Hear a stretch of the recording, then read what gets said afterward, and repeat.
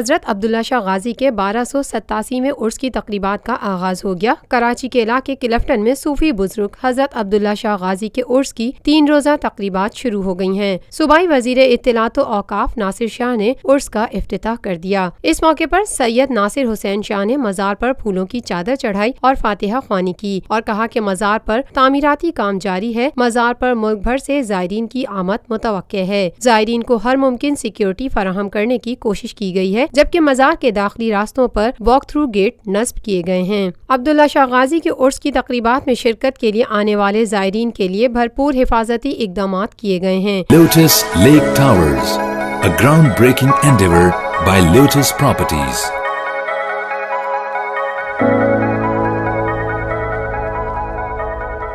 یہ ہے خبر کا جہاں اور آپ دیکھ رہے ہیں TNN TV۔